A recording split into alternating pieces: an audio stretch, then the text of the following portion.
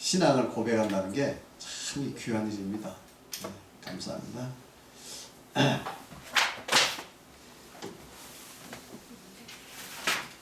다 지난 일주일 편하셨습니까? 네. 오늘 이 시간에는 이제 율법주의, 방종주의, 은혜주의, 율법주의, 방종주의, 은혜주의에 대해서 공부를 하도록 하겠습니다.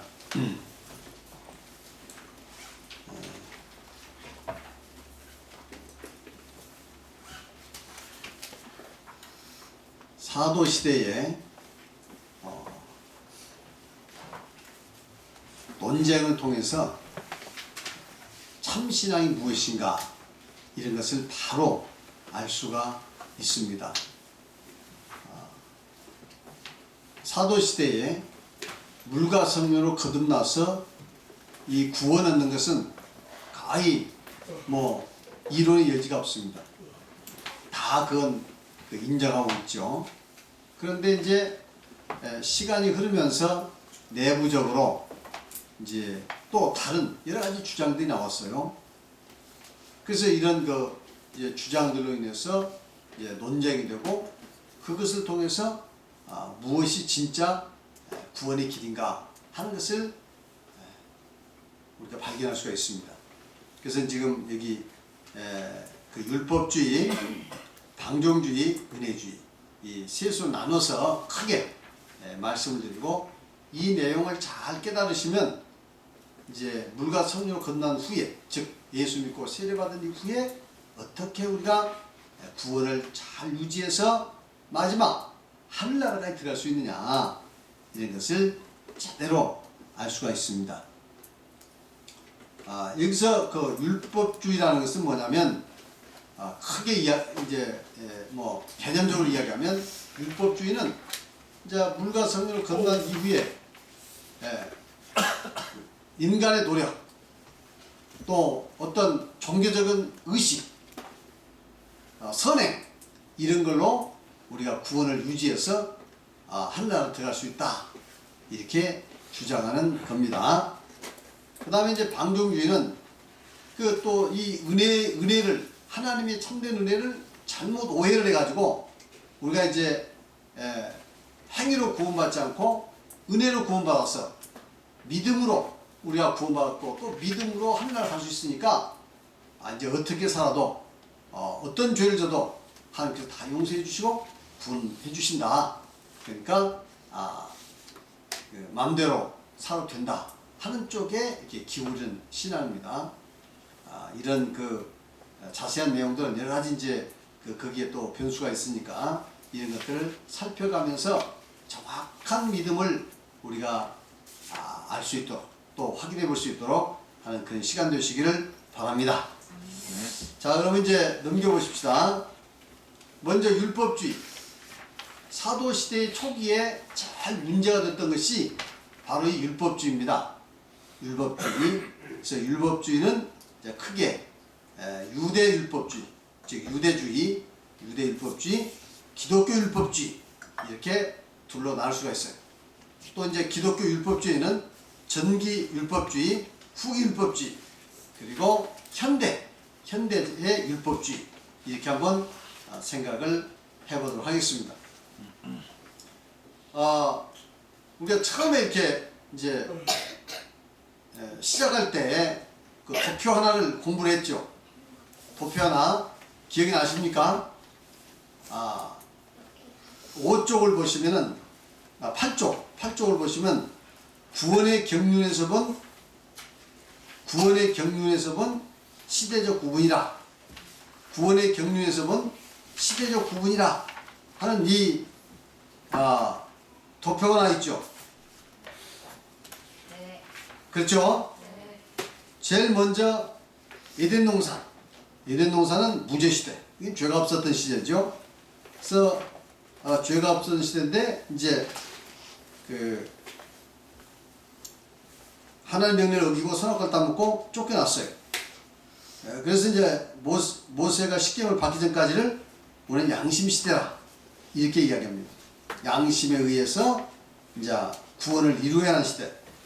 그 다음에 이제 십계명을 받고부터 모세가 십계명을 받았죠. 그때부터 예수 그리스도 오시기까지가 율법 시대. 율법을 완전히 지켜서 구원을 얻어야 하는 의무 안에 있는 시대. 이렇게 볼 수 있겠습니다. 근데 우리 인간의 양심으로도 구원받을 수가 없고 율법으로도 구원받을 수가 없기 때문에, 즉 우리 인간의 어떤 노력이나 어떤 행위로는 도저히 구원받을 수 없기 때문에 이제 하나님께서 육신으로 이 땅에 오셔가지고 우리 모든 죄를 다 대신 짊어지시고 우리 인간의 모든 죄를 다 담당해 주시고 이제 십자가를 통해서 구원 얻을 수 있는, 값없이 구원 얻을 수 있는 길을 열었죠. 이때부터 시작해가지고 은혜의 시대다. 즉 하나님의 은혜로 구원받는다 하는 이야기죠. 그 양심이나 율법의 어떤 노력이나 행위나 의나 이런 것으로 구원받는 것이 아니라 오직 하나님의 은혜로 구원받게 된다 하는 내용입니다. 그래서 이렇게 새 시대로 구분했는데, 이제 우리 인간이 율법을 받아서 하나님께서 이 율법을 통해서 구원 받아라 이렇게 명령을 했던 그 시대가 있습니다. 그게 율법 시대. 자, 이제 그걸 보시고 이제 돌아오셔가지고 율법주의 번천에 대해서 한번 보십시다. 그럼 율법주의가 어떻게 변천됐냐? 먼저 유대율법주의. 모세가 시내 산에서 율법을 받은 후 예수께서 오시기까지 약 1500년 동안 이스라엘 민족은 십계명과 모세의 율법을 지켜 구원을 얻어야 했죠. 그 구원을 얻어야 하는 의무 아래 놓이게 된 거죠. 그래서 대부분의 이스라엘 사람들은 십계명과 모세의 율법을 지켜서 구원을 얻을 수 있다고 생각한 겁니다. 이해하시겠죠?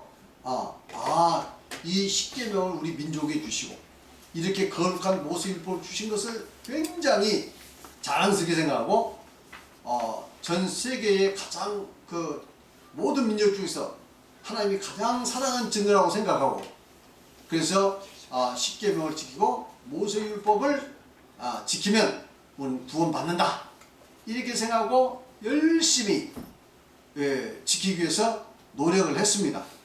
몇 년 동안? 약 1500년 동안 그렇게 열심히 노력을 했어요. 그래서 예수님 당시 유대인들 역시 그들 조상의 믿음대로 십계명과 모세의 율법을 지켜 구원을 얻을 수 있다고 믿고 율법을 지키기 위해서 노력을 했죠. 따라서 예수 그리스도를 믿음으로 죄가 용서되어 구원받는다는 것을 부인하고 예수님을 죽이고 사도들을 핍박을 했습니다. 유대인들의 전통적인 주장대로 십계명과 모세의 율법을 다 지켜 구원할 수 있다는 주장을 유대 율법주의 혹은 유대주의라 이렇게 한다. 그러니까 유대인들은 하여튼 십계명을 다 지키고 모세 율법을 지켜서 우리는 구원한다 이렇게 확신하고 열심히 노력했어요. 아무 별 비판 없이 그냥 열심히 전통대로 노력했습니다. 사실 그게 불가능하죠. 하나님께서 그런 율법을 주신 이유는 다른 한편에서 그 율법을 지켜봄으로써 우리가 얼마나 큰 죄인가를 깨닫고 하나님의 은혜만을 바라보도록 주신 것인데, 이 사람들은 이제 그걸 모르고 율법을 지켜서 구원했겠다, 십계명을 지켜서 구원했겠다 이렇게 노력을 하면서 또 그 후손들이 가르치고, 그래서 예수님 오실 때까지 영차하고 열심히 율법을 지키기 위해서 노력했습니다. 그러나 율법을 지켜서 구원받은 사람은 한 사람도 없습니다. 불가능해요. 불가능한 율법을 붙들고 구원받겠다고 그 매달려서 열심히 노력한 이스라엘 백성들, 바로 그런 이스라엘 백성들 율법 아래 있다 이렇게 이야기를 한 겁니다. 이해하시겠죠? 하나님께서 그 율법을 주신 그 근본적인 뜻은 뭐라고요? 율법을 지켜봄으로써 얼마나 큰 죄인가를 깨닫고, 내가 율법 지켜는 도저히 구원할 수 없다. 어떻게 내가 이 율법을 다시 구원할 수 있겠냐? 불가능하다고 하나님의 은혜를 쳐다보라고 율법을 줬는데 그 사람들은 그냥 율법을 다 지켜서 구원을 얻겠다고 매달린 겁니다. 그래서 율법 아래 이제 율법의 저주 아래 있게 되는 거죠. 그래, 그 다음에 이제 예수님 오셔서 율법을 다 이루시고, 그리고 이제 제자들에게 가르쳐 줬습니다. 여러 가지 이제 그 교훈을 많이 하셨죠. 그리고 나서 이제 예수님께서 성령을 받게 되면, 자, 너희가 모든 진리를 깨달을 것이다. 성령을 기다리라. 성령을 받은 후에 전도를 해라. 이렇게 이제 말씀하셨어요. 그래가지고 이제 제자들이 모여서 간절히 기도하고 있을 때 오순절날 성령이 임했죠. 그죠? 그래서 성령 충만을 받습니다. 그래서 이제 성령 충만을 통해 성령을 받고 교회가 세워진 겁니다. 교회가 세워졌어요. 그런데도 이제 그 베드로라든가 12사도라든가, 그리고 당시에 그 이제 유대교에서 오순절날 한 3,000명이 세례받고, 그 다음에 그 이후에도 이제 몇천 명이 또 세례받고, 하여튼 이제 유대에만 수만 명이 믿게 됐습니다. 그런데도 이 베드로를 위시해서 제자들이 해결하지 못한 문제가 있어요. 그게 뭐냐? 이제 물과 성령을 건넜어요. 세례받고 성령까지 받았어. 그런데 이거 율법을 지켜야 돼, 말아야 돼. 모세 율법을 어떻게 할지? 그 율법과 은혜의 관계를 잘 이해를 못했어요. 이해하시겠습니까? 율법과 은혜의 관계를 이해를 못했어요. 그래가지고 제자들은 유대인들한테만 전도를 했습니다. 왜? 유대인은 이미 율법을 다 지키고 있으니까 유대인들한테만 전도했어요. 그래서 예수가 구세주다. 그 예수가 구세주는 그 이유는 성경대로 이렇게 예수님께서 오셨고, 성경대로 죽으셨고, 성경대로 십자가에서 부활하셨다. 우리는 그 부활의 증인이다 하면서 이제 예수를 증거해서, 예수 믿는 사람은 그냥 세례 맞춰주고 또 성령 받고, 그 다음에 이제 그 사람들은 원래 유대인들이기 때문에 유대의 어떤 절기를 지킨다든가, 혹은 유대의 그때 당시에 제사는 드릴 것 같지는 않아요. 아마 예수 그리스도에서 그 제사의 문제는 어느 정도 좀 이해를 했나, 성경에 명확히 나와 있지 않습니다. 어쨌든 그래가지고 이제 이스라엘 백성들이 그 베드로를 위해서 기독교 공동체 안에서도 이게 이제 모세 율법을 지켜 말아야 돼. 이것을 잘 알지 못하면서 그냥 유대인들한테만 복음을 전했습니다. 이해하시겠죠? 유대인들은 복음을 전했습니다. 아마 이제 성경을 잘 모르신 어르신들은 무슨 말씀인지 잘 모르겠습니다만은, 성경 사도행전을 쭉 읽어보신 분들은 이게 무슨 뜻인지, 무슨 말인지 이해를 하실 거예요. 그러나 지금 모르신다 하더라도 뭐 걱정할 필요 없습니다. 지금 녹화되어 있으니까 그 녹화된 걸 이제 자주 보시면 되고, 또 이거 끝나고 나면 이제 이런 어려운 것은 별로 안 씁니다. 앞으로 이제 공부 때는 하는 거지 설교 때는 안 씁니다. 그래서 지금 녹화를 하기 때문에 부득불 이 어려운 내용을 지금 공부를 하고 있으니까 이제 조금만 이해를 해주시기 바랍니다. 그래가지고 이렇게 해서 이제 그 제자들이라든가 예루살렘에 있는 그 사도들이 이게 이제 어떻게 할 줄 몰라가지고 이방인들은 전도를 못했어요. 이방인들에겐 또 이방인들에게 성령이 내리라고도 생각을 못했습니다. 그래서 이분들은 생각을 이방인들이 만일 구원받으려면 일단 할례를 받고 유대인으로 귀화해서 이제 그 유대인이 된 다음에 세례도 없고 성령 받는 것이 아니냐, 이렇게 생각하는 거예요. 이렇게 생각했어요. 그러니까 이방인들은 그냥 뭐 지금 저희들처럼 누구라도 예수 믿고 누구라도 구원받을 수 있다고 생각하는 건 아닙니다. 이방인들도 먼저 유대인으로 귀화해서, 할례 받고 유대인으로 귀화해서 이제 유대인이 된 다음에 구원 받는 것이 아닌가, 이렇게 생각했어요. 그리고 유대인이 된 다음에는 그 유대인의 그 의무도 행해야 하는 것이 아닌가, 이렇게 생각하는 겁니다. 그래서 이제 그 이방인들이 전도도 못하고 은거주춤하고 있는 상태인데, 이제 하나님께서 베드로에게 환상을 보여주신 겁니다. 먼저 고넬료가 환상을 보였죠. 고넬료. 하나님을 잘 섬기는 고넬료. 사도행전 10장에 보면 그 고넬료가 하나님을 잘 섬겼어요. 부제도 많이 하고 기도도 많이 하고 온 가족이 하나님 잘 섬겼어요. 그래서 사도행전 1장 1절에서부터 한 4절까지 보면 잘 나와 있습니다. 근데 그 고넬료에게 하나님께서 이제 나타난 겁니다. 천사가 나타나서 고넬료를 이제 가이사랴에 가면은 피장 시몬의 집에 그 베드로가 있으니까 그 베드로를 청에다가 말씀을 들어라. 이렇게 이제 환상 중에 지시를 한 거예요. 그래서 이제 고넬료는 이방이잖아요. 이방인의 그 백부장입니다. 로마의 군대에. 그래서 이제 종을 보내요. 신실한 종을 보냅니다. 그 베드로가 있는 집에. 베드로는 마침 12시가 돼가지고 낮 12시가 돼서 옥상 위에 올라갔어요. 우리나라는 보통 집을 질 때 이렇게 우리는 초가집에도 기와집이 짓잖아요. 이스라엘 사람들 이렇게 우리 지금 이렇게 그 건물 짓듯이 옥상이 이렇게 평평합니다. 그래서 이제 옥상에 올라가지고 이제 옥상에서 하나님께 기도를 하고 있었어요. 참 기도를 하고 있는데 또 하나님께 환상을 보여주신 겁니다. 환상을 보여주신 게 뭐냐? 하늘에서 보자기가 쭉 내려온다 이거 보자기가. 그래서 이 보자기를 이렇게 보니까 그 속에 동물들이 많이 있는데 이 동물들이 무슨 동물이냐? 레위기 11장에 보면 먹어서는 안 될 동물이야. 구약시대는 먹을 수 있는 동물이고 먹을 수 없는 동물이 있었어. 먹을 수 있는 동물은 뭐냐?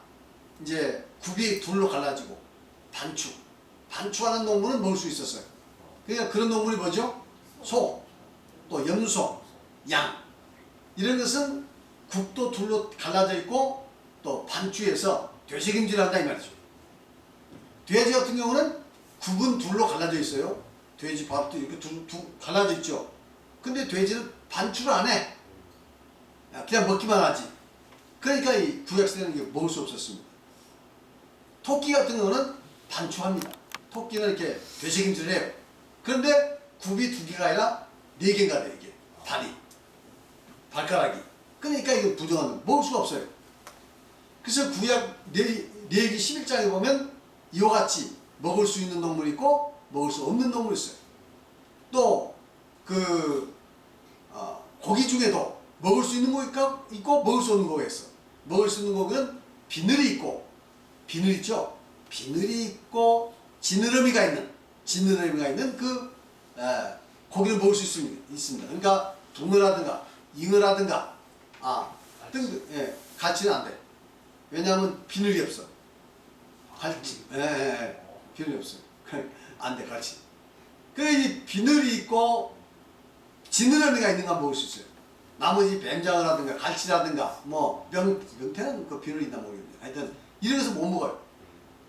그리고 이제 곤충 중에서도 뒷다리가 있어가지고 펄떡펄떡 뛰는 것은 먹을 수 있습니다. 메뚜기, 여치, 배짱 이런 거 전부 먹을 수가 있어요.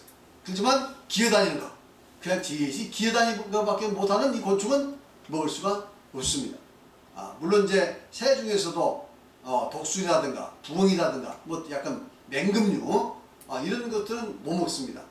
그리고 이제 비둘기라든가 닭이라든가 뭐 이런 것은 먹을 수가 있습니다. 그래서 이렇게 딱 정해놨어요. 이거 먹을 수 있고 이거 먹을 수 없다. 근데 보자기에 보니까 하나님께서 먹을 수 없다라고 말한 이 동물이 거기에 이제 가득 있어요. 그러면서 이것을 잡아 먹으라 이겁니다. 하늘에서 음성이 나서 이걸 먹으라. 베드로는 평생에 율법을 열심히 지키려고 노력했던 사람이라 먹어본 적이 없거든. 그래서 주여 저는 평생에 이런 거 먹어본 적이 없습니다.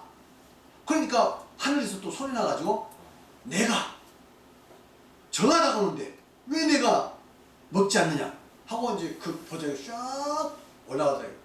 그 다음에 다시 한번 보자기가 내려와 또 내려와 보니까 똑같아. 먹어라. 저는 먹어본 적이 없습니다. 아니 내가 정하다 오는데 네가 왜 먹지 않느냐 또 올라가. 3번까지 이렇게 했는데 이 베드로는 먹지 않았습니다. 왜? 성경에 먹지 말라고 되어 있고 지금까지 한 번도 그런 부정한 음식 먹지 안 먹어봤으니까 안 먹는다 했다 이거. 아 그런데 그저 밖에서 똑똑똑 이제 문소리가 나요. 그래서 밖에 나가보니까 두 사람이 와가지고 이제 자초지를 이야기합니다. 우리 주인은 저 고넬료라는 사람인데 이 고넬료의 고넬료 주인께서 이렇게 하나님을 경건히 잘 섬겼는데요. 환상 중에 천사가 나타나서 이 베드로 사도 당신을 찾아도록 했습니다. 그래서 왔습니다. 하고 이야기하는 거야. 그러니까 베드로 거기서 이제 깨달은 바가 있습니다. 하나님께서 이방인을 구하시려고. 이스라엘 백성들이 이방인들을 아주 부정하게 취급했거든. 이방인들로 식사 않고 이방인들로 상종도 않고 아주 이방인들은 지옥의 땔감이라고 생각해서 절대로 저 이방인 상종을 안 했습니다. 그래서 자기들만이 우월하고 자기들만이 거룩하고 백제로 생각했거든. 그런데 이제 그 환상을 바로 환상을 본 후라 바로 깨달았습니다. 하나님께서도 이렇게 우리가 부정하게 취급하는 이방인들도 구원하시라는 하나님의 뜻이 있는 모양이다. 그리고 이제 이방인 집인 고넬료 집에 들어가는 겁니다. 원래 이방인 집에 들어가는 것조차 이게 부정한 겁니다. 부정 타는 행위예요. 부정 타는 행위. 그래서 이제 고넬료 가족은 이제 자기 친구들, 친지들 다 모아놓고 지금 베드로 사도 오기만을 기다립니다. 그래서 베드로 사도 따오니까 넙죽 엎드려서 절하면서 우리 집에 잘 오셨다고 좋은 말씀 해주시라고. 베드로 사도 깜짝 놀라서 손을 잡고 일어나면서 나도 같은 사람인데 나에게 절하지 마시오. 이렇게 아주 겸손하게 한 적이 있습니다. 그리고 나서 베드로가 이제 설교를 한 겁니다. 설교를 하고 있는데 갑자기 설교 도중에 성령이 임해버린 거예요. 그 내용이 어디 나와 있습니까? 사도행전 10장에 잘 나와 있잖아요. 제가 드린 말씀 사도행전 10장 읽어보면 그대로입니다. 그래서 안수도 안 했는데 그냥 설교만 하고 있는데 성령이 충만히 그 고넬료 집안에 성령이 임한 겁니다. 그러니까 베드로가 깜짝 놀랐어요. 이야, 이방인들에게도 성령을 주시네. 이방인들에게도 성령 주시네.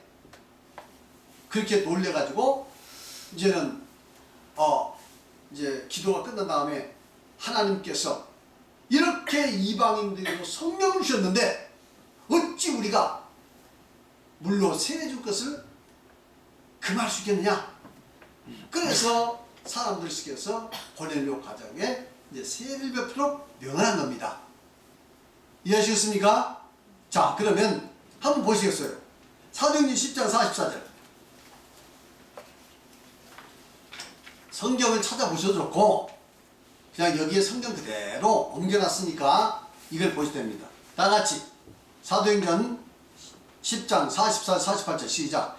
베드로가 이 말할 때에 성령이 말씀 듣는 모든 사람이 내오시니 베드로와 함께 온 할례 받은 신자들이 이방인들에게도 성령 부어주심을 놀라니 이는 방언을 말하며 하나님 높임을 들음이더라. 이에 베드로가 가로되 이 사람들이 우리와 같이 성령을 받았으니 누가 능히 물러 침례줌을 금하려 하고 명하여 예수 그리스도의 이름으로 침례주라 하니라. 저희가 베드로에게 수일 더 유하기를 청하니라. 이래가지고 성령 충만히 받으니까 거기에 그 할례 받은 신자들이라는 말이 나오죠. 45절에 베드로와 함께 온 할례 받은 신자들이, 이 할례 받은 신자들이 누굽니까? 유대인들이죠. 유대인 중에 유대인인데 예수 믿게 된 사람들, 유대인인데 예수 믿게 된 사람들, 특별히 예수 믿어도 할례를 받아야 한다고 주장하는 사람들, 예수 믿어도 목숨 입고 지켜야 한다고 주장하는 사람들, 이 사람들이 이방인들이 성령을 부어주시니까 놀래버린 거예요. 이방인들이 성령 부어주시네? 우리는 이방인들은 절대 성령도 못 받고 그 할례 받고 이스라엘 민족이 되기 전에는 성령도 못 받고 구원도 못 받을 줄 알았더니 성령을 받아버리네? 이래가지고 깜짝 놀란 겁니다. 그러니까 베드로가 이야기했잖아요. 이들이 우리 우리와 같은 성령을 받습니다. 이들이 우리와 같은 성령을 받습니다. 언제 성령 받았죠? 베드로가 오순절날 성령 받은 우리가 받은 성령과 똑같은 성령을 받았다. 그런데 우리가 어찌 물로 세례를 안 주겠느냐? 할 수 없다. 물로 세례를 주다. 물로 세례를 주다. 왜? 하나님이 구원받기로 택하시고 성령을 주는데 우리가 세례를 안 베풀 수 있냐? 그 세례를 베푼 거예요. 그리고 며칠 동안 더 지금 고넬료 집에서 지내면서 밥도 먹고 그런 거예요. 그러니까 이제 유대인들의 전통을 어긴 거죠. 유대인들은 절대 이방인 집에서 밥도 못 먹고 같이 교제 나와서는 안 됩니다. 왜? 이방인들은 부정하니까, 부정타니까. 그걸 철저히 지키는데 며칠 동안 이제 밥도 먹고 그 집에서 지냈단 말이에요. 이제 이 소식을 누가 들었을까요? 예루살렘에 있는 이제 신자들이 들었어. 베드로가 이방인 집에 가서 식사도 오고 이방인들에게 세례도 베풀고 그 이방인 잠을 잤다며. 이 소식이 들린 겁니다. 그래서 이제 베드로가 이 일 있은 후에 예루살렘에 올라갔어요. 그랬더니 예루살렘에서는 이제 와글와글 난리가 난 겁니다. 아니 베드로 사도가 어떻게 이 조상들의 대대로는 전통을 어기고 그 부정한 이방인 집에 들어가느냐, 거기서 잠도 자고 거기서 식사도 하고 심지어 그들에게 세례까지 베풀었느냐. 그래가지고 이제 예루살렘에서는 이제 베드로를 막 규탄하는, 베드로에게 대해서 비난하는 그런 이제 일이 막 비득했습니다. 비난이 됐어요. 베드로사가 그럴 수가 있냐? 세상에 이방인 집에 와서 식사하고 이방인들을 전도하다니, 거기 세례까지 베풀다니 있을 수 없는 일이라고 막 이제는 막 분기탱천해서 베드로를 공격하기 시작했습니다. 그래서 그 베드로를 공격하는 내용이 사도행전 11장에 나와 있습니다. 바로 이제 보세요. 사도행전 11장 1절 18절 보세요. 유대에 있는 사도들과 형제들이 이방인들도 하나님의 말씀을 받았다을 들었더니, 유대에 있는 사도들과 형제들이 들었죠. 베드로가 예루살렘에 올라갔을 때에 이제 고넬료 집에서 선교를 마치고 이제 예루살렘에 올라갔어요. 할례자들이 힐나라. 이 할례자는 누구죠? 유대인. 바로 유대인에서 기독교로 개종한 사람들이고, 반드시 그 예수를 믿어도 모세율법을 지켜야 한다, 율법을 지켜야 한다고 주장하는 사람들이야. 할례자의 집에 들어가 이제 힐난이 뭐죠? 비난했다 이게. 비난. 굉장히 비난했다 이거죠. 누구를 비난했어요? 베드로를 비난했어요. 그 이유가 뭐죠? 3절에 보니까 가로되 네가 누굽니까? 베드로지. 베드로 네가 무할례자의 집에 들어가. 무할례자가 누굽니까? 고넬료 맞아. 그죠. 고넬료 이방인들이지. 이 무할례 집에 들어가 함께 먹었다. 먹으면 이스라엘 백성의 습관으로는 먹으면 됩니까? 안 됩니까? 안 되죠. 왜? 이방인들은 부정한 사람들이 가지고 접촉을 하면 부정해지니까 절대 이방인 집하고 악수도 않습니다. 이방인 집에 들어가지도 않습니다. 같이 식사하면 이건 이제 큰일 나는 거죠. 갈라디아서도 그 이야기 나오죠. 갈라디아서도 베드로가 이방인들과 식사하다가 유대인들이 오니까 자리를 피한 사건이 있어가지고 베드로가 막 바울사도 공박한 이 사건이 나옵니다. 아시겠어요? 자, 먹었다니. 그러니까 이 종교적인 편견이라는 게 무섭습니다. 종교적인 편견이요. 그래가지고 4절 베드로가 저희에게 이 일을 차례로 설명해요. 이 일이 뭡니까? 차례로 설명. 고넬료 집에서 지금 성령 받고 세례 받고 같이 지냈던 이들 차례로 설명을 한 겁니다. 이제 또 설명을 반복해서 얘기하죠. 가로되 내가 요바성에서 기도할 때, 베드로가 요바에 가가지고 요바에서 지금 기도하고 있었어요. 기도할 때 비몽사몽간에, 비몽사몽 뭐죠? 지금 기도하고 있는데 이게 잠자는 것인지 꿈인지 생신지 잘 모르는 이 상황을 비몽사몽이라고 해요. 그렇죠? 비몽사몽간에 환상을 보니 큰 보재기 같은 그릇을 내 귀에 매여 하늘로부터 내려와 내 앞에 들이거늘, 이것을 주목하여 보니 땅에 네 발 가진 것과 들짐승과 기는 것과 공중에 나는 것들이 보이더라. 거기에 뭐요?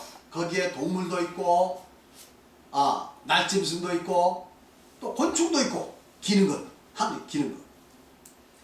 또 들으니 소리 있어 내게 이르되 베드로야 일어나 잡아먹으라거늘. 하늘에서 무슨 소리가 있어요? 이미 내가 설명했죠. 이걸 잡아먹으라 이겁니다. 이걸 잡아먹으라. 그러니까 내가 가로되 주여 그럴 수 없나이다. 속되거나 깨끗이 아니한 물건은 언제든지 내 입에 들어간 적이 없나이다.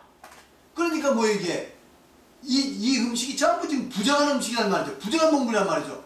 그러나 일생 동안 나 이거 먹어본 적 없습니다. 그리고 거절한 거예요. 야, 그러니까 종교적 편견이 있습니다. 하나님이 먹으라 해도 나는 일생 먹어본 적이 없습니다. 못 먹겠습니다. 그 이야기거든. 그렇죠? 맞나요? 잘 들으세요. 이거 하나하나 알으셔야 나중에 이제 설교 말씀 들 때도 귀가 뚫려서 잘 들립니다. 자, 또 하늘에서 두 번째 소리가 있어 내게 대답하되 하나님이 깨끗하게 하신 것은 내가 속되다느냐. 하나님이 이 부정한 음식이라고 지금 레위기서에 기록되어 있는데 하나님이 깨끗하다는데 내가 부정하다고 하냐. 자, 이런 일이 세 번 있으면 모든 것이 다 다시 하늘로 끌려 올라가더라. 자, 여기까지 이제 기도 환상이 맞췄죠. 그런데 바로 마침 두 사람이에요. 세 사람이 우고한 집에 섰으니 가이사랴에서 내게로 보낸 사람이라. 가이사랴 누구죠? 고넬료가 지금 종들 세 사람 보낸 거예요. 세 사람을. 그렇죠? 마침 지금 기도 막 그 환상 끝나고 나니까 밖에 세 사람이 왔어요. 성령이 내게 명하사 아무 의심 말고 함께 가라 하시매 이 6 형제도 나와 함께 가서 그 사람 집에 들어가니. 그 사람 집이 누구죠? 고넬료 집에 들어가니 그가 우리에게 말하기를 천사가 내 집에 서서 말하되 네가 사람을 요바에 보내어 베드로라는 시몬을 청하라. 그가 너와 내 온 집의 구원 얻을 말씀을 내게 이르라 함을 보았다 하거늘 내가 말을 시작할 때에 이제 말씀을 시작할 때 성령이 저에게 임하시기를 처음 우리에게 하신 같이 한지라. 내가 주의 말씀에 요한은 물로 침례를 주었으나 너희는 성령으로 침례를 받으라 하신 것이 생각나노라. 그런즉 하나님이 우리가 주 예수 그리스도를 믿을 때에 주신 것과 같은 선물을 저희에게 두셨으니 내가 누구한테 하나님을 능히 맡겼냐 하더라. 저희가 이 말 듣고 잠잠하여 하나님께 영광을 돌려가되 그러면 하나님께서 이방인에게도 생명을 얻는 회개를 주셨도다 하니라. 이때서야 이 사람들이 이방인들에게도 생명 얻는 회개를 주었네. 그 전까지는 이방인들 구원하실 걸 생각 못했어요. 그 사람들이 그저 이스라엘 민족을 구원하려고 하고 꼭 이방인들이 구원받아야 한다면 이방인들이 할례 받고 유대로 귀환한 다음에 구원받을 거로 생각했어. 이해하시겠습니까? 그러니까 편협적인 거지. 예수님의 참뜻을 깨닫지 못한 거죠. 그래서 이제 고넬료 가정이 구원받은 이 사건이 나왔습니다. 이 사건 뒤로 이제 다시 생각이 바뀐 거예요. 어떻게 바뀌었냐? 이방인들도 하나님께서 성령 주시구나. 따라서 이방인에도 전도를 이제 해야겠구나. 그래서 이방인들도 세례 주고 성령으로 바치도록 해야겠구나. 그렇지만 이방인들이 세례 성령 받은 이후에 그럼 어떻게 해야 돼? 다시 할례 받고 이제 또 모세율법을 지켜야 구원을 유지할 수 있게 되지. 그래서 구약에 있는 내용과 은혜를 짬뽕시킨 겁니다. 이해하시겠어요? 이러한 논쟁이 이제 사도시대 바울사도와 갈라디아 지방으로 끊임없이 이 논쟁이 계속됩니다. 그것이 이제 갈라디아서 로마서 이런 히브리서도 그런 때문에 그 기록한 거예요. 후기율법주의. 그래서 이제 이렇게 고넬료 가정을 통해서 이방인들도 은혜로 물과 성령을 거듭나서 올바른 세례 성령 받아서 구원 얻기 넣는구나. 그러나 이후에 반드시 그들도 구원을 유지하려면 이제 모세의 율법을 지켜서 할례를 받고 모세의 율법을 지켜야 한다. 그래야 구원 얻는다. 이렇게 주장한 거예요. 그래가지고 예루살렘에 있는 그 율법주의자 기독교인들이 바울 사도가 전한 곳에 가가지고 갈라디아 지방이라든가 가서 계속 바울 사도가 잘못됐다고 이야기한 겁니다. 바울 사도는 여러분 바울 사도 어떻게 전도된 건 아시죠? 바울 사도는 율법을 철저히 지킨 사람이에요. 율법에는 흠이 없을 정도로 열심히 율법을 잘 지킨 사람이에요. 아주 하나님을 위해서 특별한 그런 충성심 있는 사람. 이 바울 사도가 보니까 아니 예수 믿는 무리들이 나타나가지고 예수가 구세주라 하면서 막 이렇게 하니까 이제 바울 사도는 저 예수 믿는 사람들 다 잡아들여야겠다. 아주 예수 믿는 교를 박멸시켜야겠다. 이렇게 생각하고 제일 먼저 이제 스데반 집사를 잡아 죽일 때도 자기가 지금 앞장서가지고 내가 책임질 테니까 옷을 벗어 다 하나 두시오. 그리고 돌을 쳐서 스데반 집사 죽이라고. 이렇게 해서 스데반 집사 죽일 때에 이 바울 사도가 앞장선 사람입니다. 총 책임을 진 사람이에요. 그래서 스데반 집사 돌을 쳐 죽였잖아요. 그리고 이제 대제사장으로부터 예수 믿는 사람들은 무조건 체포해가지고 잡아서 예루살렘으로 데리고 올 수 있는 이런 요즘 말로 뭐라고 할까요? 체포 영장을 발부받은 거예요. 이제 예수 믿는 사람 무조건 잡아다가 예루살렘으로 끌고 와서 고문하고 투옥하고 심지어 죽이는 이런 일을 할 수 있도록 뭘 받았어요? 이제 제사장들부터 체포 영장을 이제 발부받은 겁니다. 그래가지고 예수 믿는 사람들 잡으려고 아마 다마스커스까지 벌써 예수 믿는 사람이 퍼져 있으니까 유대 공동체. 그러니까 이제 다메섹으로 간 겁니다. 예수 믿는 사람 잡으러. 그런데 가는 도중에 이제 강력한 빛을 보고 갑자기 바울 사도의 빛이 쫙 내려치면서 그러니까 이제 바울 사도가 말 타고 가다가 떨어져가지고 거기서 이제 너무 강력한 빛이니까 눈도 못 뜨고 이제. 그런데 소리가 났어. 사울아, 당시 이름이 사울이었죠. 이제 사도가 된 후에 바울이 됐지. 그전에 사울이야.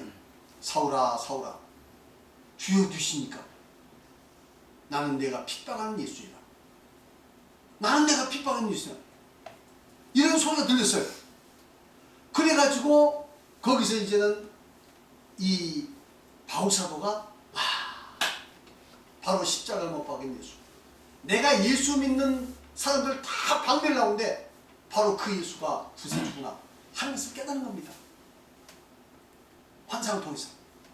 그래가지고 이제 빛이 사라지고 음성도 사라지고 이제 보니까 눈이 안 보이는 거예요. 눈이 아무것도 안 보이는 거예요. 그래서 눈이 안 보이니까 이제 그 주위에 같은 사람들하고 같이 손에 잡혀가지고 이제 다마스커스로 간 거예요. 다메섹으로. 그런데 그 다메섹 다시 하나님께서 거기에 아주 신실한 하나님 믿는 이제 사람이 있었어요. 이 사람이 아나니아입니다. 이제 아나니아한테 하나님께 환상이 나타났어요. 아나니아예요. 예, 주님. 지금 사울이라는 자가 이렇게 이제 너에게 올 것이다. 그 사울이라는 자를 잘 이제 영접해라. 그렇게 이야기하는 거예요. 그러니까 아니 듣기로는 주여 듣기로는 그 사울이라는 자는 우리 예수 믿는 사람들을 핍박하고 그리고 아나니아 누구죠? 순교자 스데반도 죽이고 하는 이런 예수 믿는 사람 지금 죽이는 사람들이 핍박하는 사람들이고 우리를 잡으려고 다메섹으로 좀 오고 있다는 소식을 듣는데 아니 어찌 그럴 수 있습니까? 그러나 나는 그를 이방인의 앞으로 복음을 전도 택했으니까 내가 그걸 잘 영접해라. 그래서 아나니아가 사울을 영접한 겁니다. 그 영접해가지고 영접했는데 사흘 동안 밥도 안 먹고 이제 금식하면서 있는 겁니다. 그래서 이제 아나니아가 안수를 해요. 안수를 하니까 성령 손방울 맞으면서 눈에 피눈이 빠진 겁니다. 그래서 다시 보게 됐어요. 그리고 이제 예수 이름으로 침례를 받은 겁니다. 사도행전 22장도 다 나와 있어요. 침례를 받았어요. 그래서 여기서 이제 이 바울 사도가 확실하게 예수님이 바로 우리 이스라엘 민족이 기대하는 바로 이 메시아다. 구약 성경에 예언된 메시아라는 걸 깨닫는 겁니다. 그리고 이제는 도리어 예수가 구세주라고 메시아라고 막 증거한 거예요. 그러니까 이제 거기 다메섹에 있는 사람들이, 유대인들이, 아니 이 사울이 와가지고는 예수 믿는 사람들을 참 체포하려고 오고 예수 믿는 사람을 잡으러 왔는데 오히려 반대로 예수 믿는 것을 증거하니까 또 다메섹에 있는 사람들이 바울사를 죽이려고 이제는 막 잡아서 죽이려고 한 사건들이 나와 있습니다. 그래서 이 바울사도가 이제 이 사울이 거기서 벗어나가지고 저 아라비아에 가가지고 이제 깊은 수도 생활 한 3년 했다고 기록합니다. 3년 정도. 그래서 거기 가가지고 깊은 이제 그 기도하면서 그 예수님으로 직접 계시받았습니다.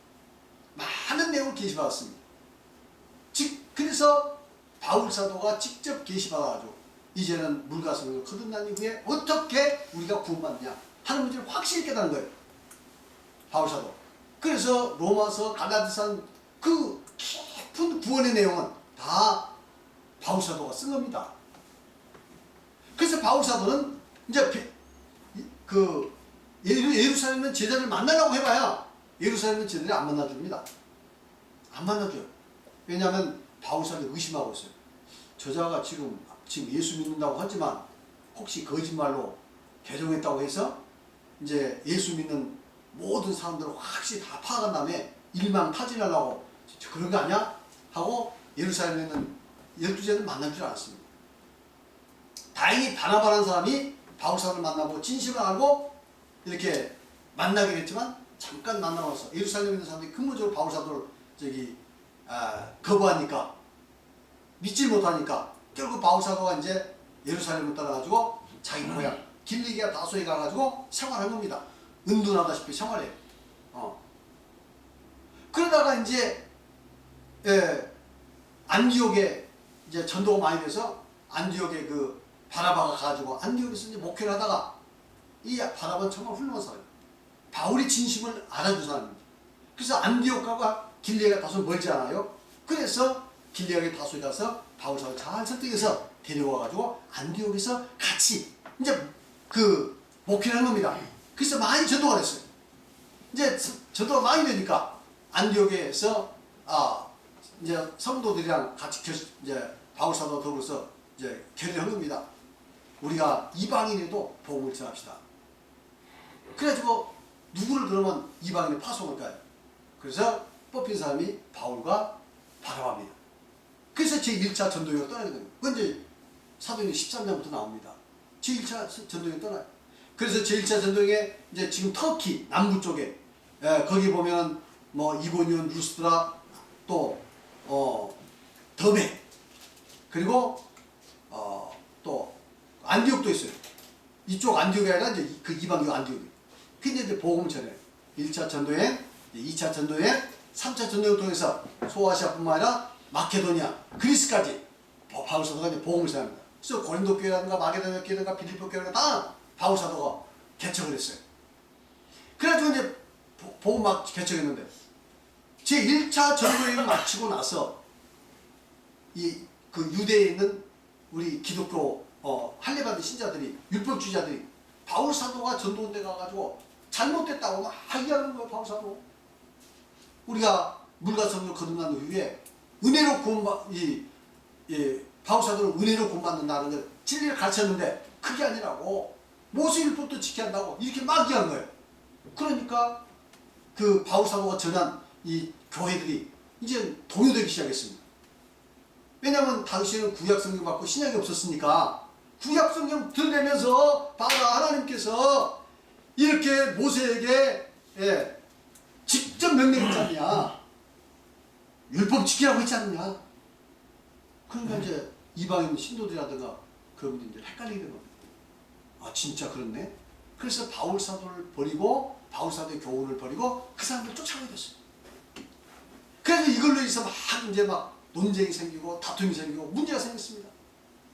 그러니까 할 수 없이 이제 바울 사도가 그러면 우리 예루살렘에 올라가서 사도와 장로들에게 가서 이 문제를 갖고 한번 토론해보자 해가지고 바울과 바나바와 디모데 등등 몇 사람하고 이제 파송을 해서 예루살렘에 올라가지고 그 문제로 토론한 겁니다. 그것이 사도행전 15장이에요. 보시겠습니다. 사도행전 15장. 15장 1절에서 11절. 어떤 사람들이 유대로부터 내려가서 형제들을 가르치되 너희가 모세의 법대로 할례를 받지 않으면 능히 구원을 얻지 못하리니. 자, 이게 지금 어디 유대로부터 내려온 형제들이 누구에게? 율법주의자 형제들이 바울 사도가 전한 이 갈라데 지방에 가가지고 막 이야기한 겁니다. 바울과 바나바와 저희 사이에 적지 않은 다툼과 변론이 간지라. 바나바와 바울 그리고 저희 사이. 바나바와 바울이 한 팀이고 저희가 누구죠? 율법주의자 형제들이죠.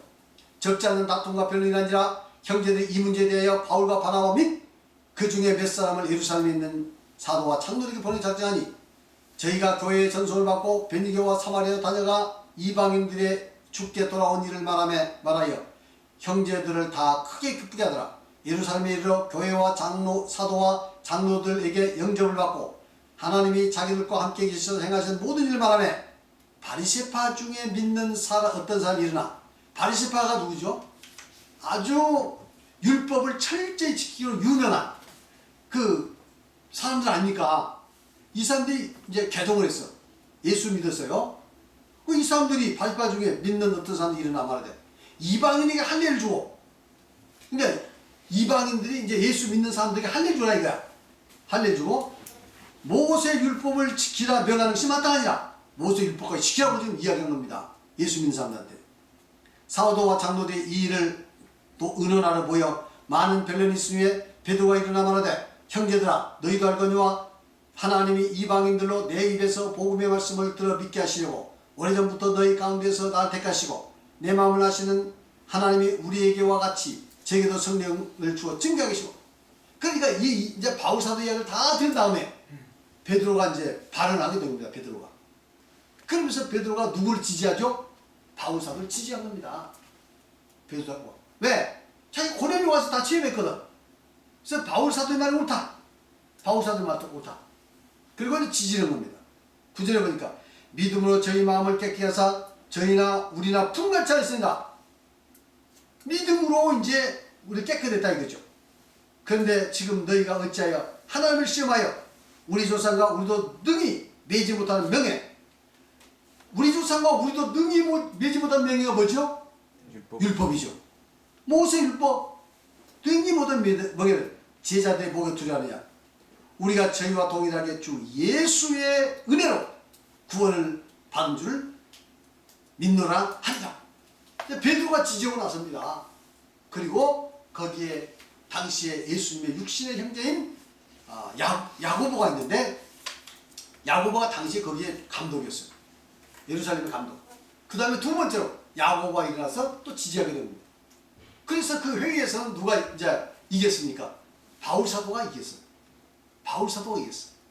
정식으로 바울 사도 말이 맞다. 그래서 비로소 바울 사도를 통해서 이방인들에게도 복음을 이렇게 활짝 전해야 한다는 그 이제는 생각을 갖게 된 거예요. 그렇지만 그 율법주의자들이 그걸 인정했을까요? 회의에서 결정했다고 인정한 거 아니에요. 그래도 끊임없이 가가지고 그게 아니라고 반대를 하게 된 겁니다. 그래서 할 수 없이 바울 사도는 그 자기가 전도한 갈라디아 지방의 모든 교회들이 율법주의로 돌아가니까 그래서는 안 된다고 갈라디아서를 편지를 써가지고 그러지 말라고 이야기합니다. 잘못된 것이다. 율법주의가 뭐냐? 율법주의는 절대 구원 못 받는다고 이렇게 바울 사도가 이야기합니다. 그래서 갈라디아서 1장 6절로 9절이 그 이야기 아니에요. 뭔 내용이죠? 너희가 그리스도의 복음을 따라 다른 복음을 쫓는 것을 내가 이상히 여기노라. 다른 복음은 없나니 어떤 사람들이 그리스도의 복음을 표현한 자입니다. 우리나 하늘 없던 천사도 우리가 너희 복음 전한 복음에 다른 복음 전하면 저주를 받을지어다. 내가 다시 말하니 하늘에 없는 천사도 우리가 너희에게 전한 복음에 다른 복음은 저주를 받는다 이야기잖아요. 그러니까 율법주의 이 신앙은 구원 받는단 말입니까? 못 받는단 말입니까? 못 받는 말이에요. 아무리 물가스를 건너갔어도 율법주의 신앙에 빠지면 구원을 못 받는다 한 얘기. 이해하셨습니까? 네.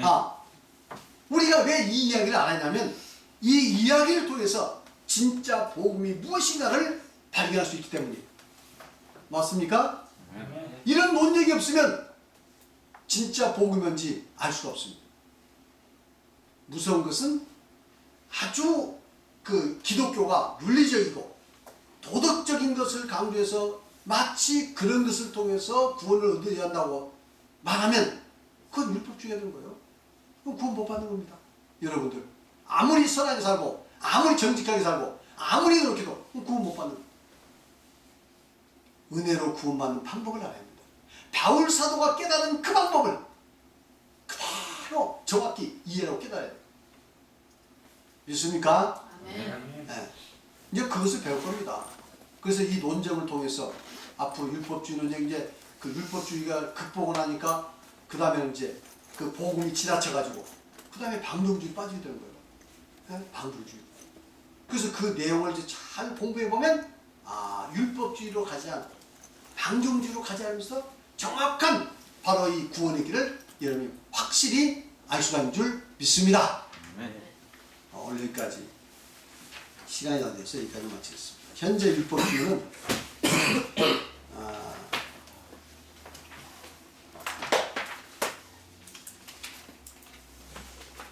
미리 좀 읽어오시면 참 좋은데